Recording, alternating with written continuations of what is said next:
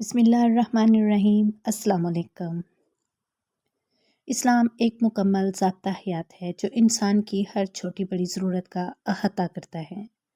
طہارت اور وضو جیسے اعمال میں بھی شریعت نے آداب اور احکام مقرر کیے ہیں تاکہ مسلمان پاکیزگی کے ساتھ اللہ کی عبادت کریں۔ ننگے ہو کر دوپٹہ سر سے اتار کر باتھ روم میں وضو کرنے کا مسئلہ بھی انہی احکام میں سے ایک ہے، جس کا جواب قرآن و حدیث کی روشنی میں سمجھنا ضروری ہے۔ ناظرین، وضو ایک پاکیزگی کا عمل ہے جو نماز، قرآن کی تلاوت اور دیگر عبادات کے لیے ضروری ہے۔ قرآن میں اللہ تعالیٰ نے فرمایا، اے ایمان والو، جب تم نماز کے لیے کھڑے ہو تو اپنے چہروں، ہاتھوں کو کوہنیوں تک دھو لو، سروں کا مسح کرو اور پاؤں کو ٹخنوں تک دھو لو۔ یہ آیت وضو کی فرضیت اور اس کے بنیادی اجزاء کو واضح کرتی ہے، لیکن وضو کرتے وقت سطر ڈھانپنے کے حوالے سے مزید وضاحت احادیث سے ملتی ہے۔ فقہا کے مطابق ننگے ہو کر وضو کرنا بذات خود جائز ہے، کیونکہ شریعت نے وضو کے لیے لباس پہننے کو شرط نہیں بنایا، لیکن اسلامی تعلیمات میں حیا اور ستر کو بڑی اہمیت دی گئی ہے، جس کے تحت بلا ضرورت ننگے ہونے کا ناپسندیدہ قرار دیا گیا ہے۔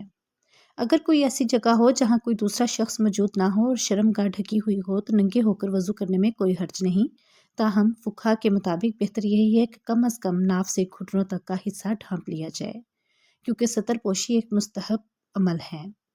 اگر کوئی ایسا مقام ہو جہاں دوسرے لوگ موجود ہوں، جیسے حمام، وضو خانے یا کوئی عوامی جگہ، تو ننگے ہو کر وضو کرنا ناجائز اور حرام ہوگا، کیونکہ اس سے شرم و حیا کے تقاضے مجروح ہوتے ہیں۔ نبی کریم صلی اللہ علیہ وآلہ وسلم نے ستر پوشی اور حیا کے متعلق واضح ہدایات دی ہیں۔ حیا ایمان کا حصہ ہے۔ نبی صلی اللہ علیہ وآلہ وسلم نے فرمایا، حیا ایمان کا حصہ ہے۔ یہ حدیث بتاتی ہے کہ اسلام میں حیا کو بہت بلند درجہ حاصل ہے اور مسلمان کو ہر حال میں حیا کا مظاہرہ کرنا چاہیے۔ جب نبی اکرم صلی اللہ علیہ وآلہ وسلم سے پوچھا گیا کہ اگر کوئی تنہائی میں ہو تو کیا وہ ننگا رہ سکتا ہے، آپ صلی اللہ علیہ وآلہ وسلم نے فرمایا، اللہ اس بات کا زیادہ حقدار ہے کہ اس سے حیا کی جائے۔ نبی صلی اللہ علیہ وآلہ وسلم نے فرمایا، اپنے ستر کو چھپاؤ سوائے اپنی بیوی یا لونڈی کے سامنے۔ یہ احادیث واضح کرتی ہیں کہ بلا ضرورت ننگے ہونا چاہیے، وہ وضو کے دوران ہو یا کسی اور وقت، اسلام کے حیا کے اصولوں کے خلاف ہے۔ چاروں فقہ مذاہب حنفی، شافعی، مالکی، حنبلی کے مطابق ننگے ہو کر وضو کرنا جائز تو ہے لیکن بہتر نہیں۔ عوامی مقامات یا دوسروں کے سامنے ننگے ہو کر وضو کرنا ناجائز اور حرام ہے۔ اگر کوئی غسل کر رہا ہو اور اسی دوران وضو کر لے تو یہ جائز ہے، کیونکہ غسل کے دوران عموماً انسان ننگا ہوتا ہے۔ ننگے ہو کر وضو کرنا جائز تو ہے لیکن بہتر یہی ہے کہ ستر کو ڈھانپ کر وضو کیا جائے۔ اگر کوئی تنہائی میں ہو تو بھی حیا کا تقاضا یہی ہے کہ ناف سے گھٹنوں تک کا حصہ ڈھانپ کر وضو کیا جائے۔ اگر کسی کے سامنے ننگے ہو کر وضو کیا جائے تو یہ ناجائز اور حرام ہوگا۔ نبی کریم صلی اللہ علیہ وآلہ وسلم نے حیا کو ایمان کا حصہ قرار دیا ہے، لہٰذا مسلمانوں کو ہر ممکن طریقے سے حیا اور ستر پوشی کا اہتمام کرنا چاہیے۔ یہی اسلامی تعلیمات کا حسن ہے کہ وہ ہر عمل میں پاکیزگی اور حیا کو اولین ترجیح دیتے ہیں۔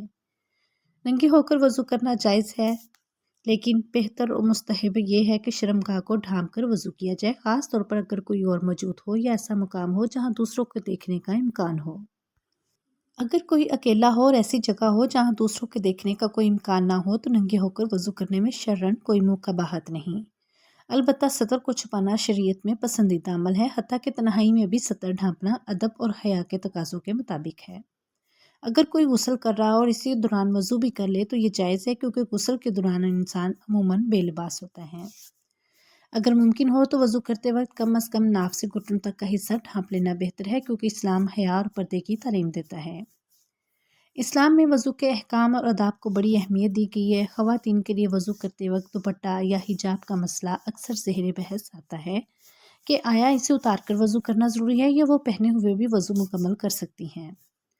وضو میں سر کا مسح کرنا فرض ہے، جیسا کہ قرآن مجید میں اللہ تعالیٰ نے فرمایا، اور اپنے سروں کا مسح کرو۔ اس آیت کی روشنی میں خواتین کے لیے یہ ضروری ہے کہ وہ سر کا مسح کریں، لیکن کیا دوپٹے پر مسح کرنا کافی ہوگا؟ یہ اسے ہٹانا ضروری ہے۔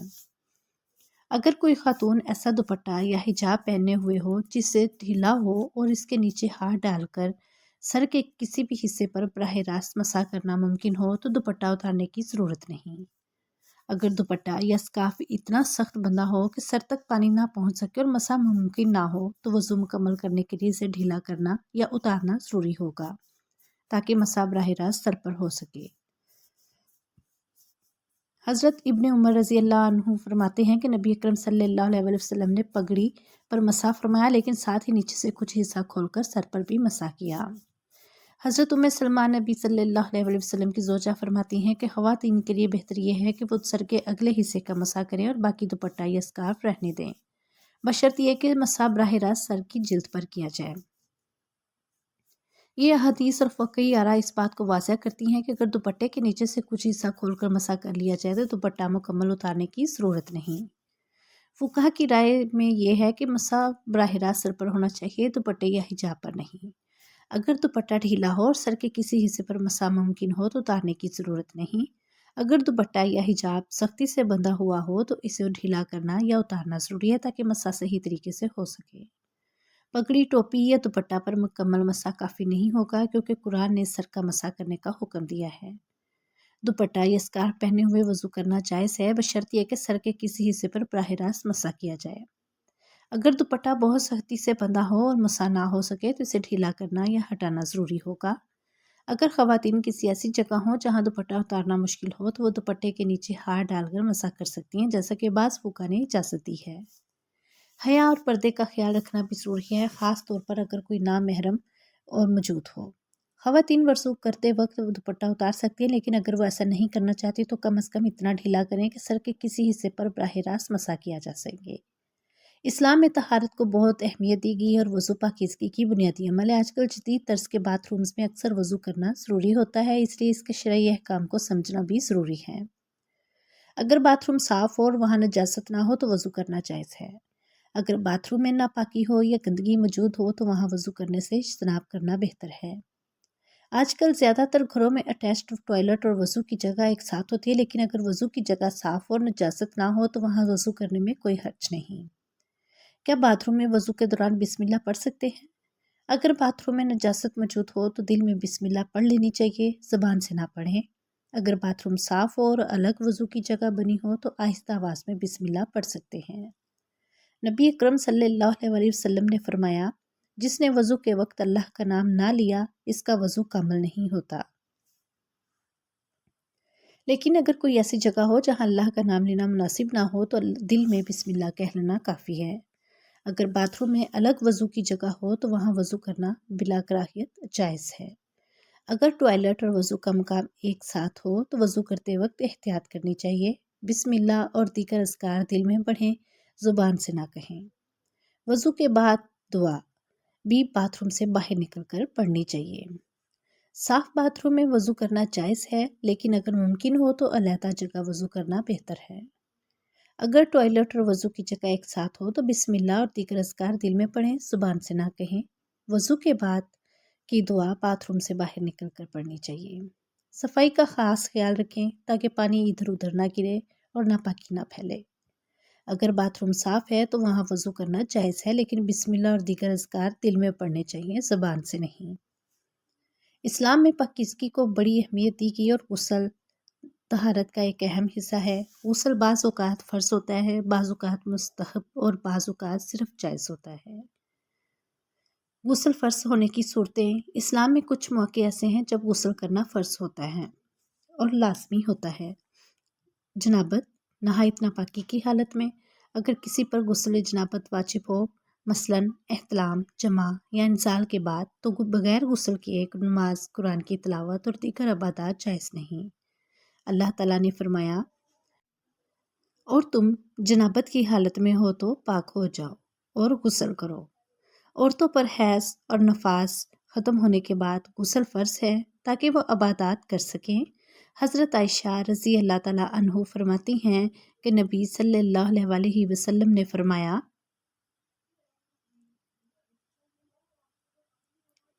جب حیض آ جائے تو نماز چھوڑ دو اور جب ختم ہو جائے تو غسل کر کے نماز پڑھو۔ نبی کریم صلی اللہ علیہ وسلم کے مطابق غسل کا مکمل اور مصنون طریقہ یہ ہے: بسم اللہ پڑھ کر نیت کریں، مثلا میں پاکیزگی حاصل کرنے کے لیے غسل کر رہا ہوں۔ پہلے ہاتھ دھوئیں اور نجاست کو صاف کریں۔ وضو کریں جیسے نماز کے لیے کیا جاتا ہے، سر پر 3 بار پانی ڈالیں تاکہ جڑوں تک پانی پہنچ جائے۔ پورے جسم پر پانی بہائیں، پہلے دائیں پھر بائیں سے طرف۔ پاؤں دھونا اگر وضو کے دوران نہ دھوئے ہوں۔ حضرت عائشہ رضی اللہ تعالیٰ عنہ فرماتی ہیں کہ نبی کریم صلی اللہ علیہ وسلم غسل جنابت میں پہلے ہاتھ دھوتے، پھر نجاست صاف کرتے، پھر وضو کرتے، پھر پورے بدن پر پانی بہاتے تھے۔ اگر کسی پر غسل فرض ہو اور وہ نہ کرے تو درج ذیل کام منع ہے: نماز پڑھنا، قرآن کی تلاوت، زبانی پڑھنا جائز لیکن ہاتھ لگانا منع ہے۔ مسجد میں داخل ہونا، طواف کرنا، حج یا عمرہ کے دوران۔ غسل بعض اوقات فرض ہوتا ہے: جنابت، حیض، نفاس، جمعہ اور بعض اوقات مستحب: احرام، عرفات، عبادات کے لیے تازگی۔ غسل کا سنت طریقہ وضو کے ساتھ مکمل بدن پر پانی بہانا ہے۔ غسل کے بغیر نماز، قرآن کو چھونا اور مسجد جانا جائز نہیں۔ طہارت اسلام کا اہم اصول ہے اور غسل صفائی، پاکیزگی اور عبادات کے لیے بنیادی شرط ہے۔ اللہ تعالیٰ ہمیں عمل کرنے کی توفیق عطا فرمائے۔ اگر آپ کو ویڈیو پسند آتی ہے تو لائک ضرور کریں اور کمنٹس باکس میں اللہ تعالیٰ کا کوئی پیارا سا نام درج کریں۔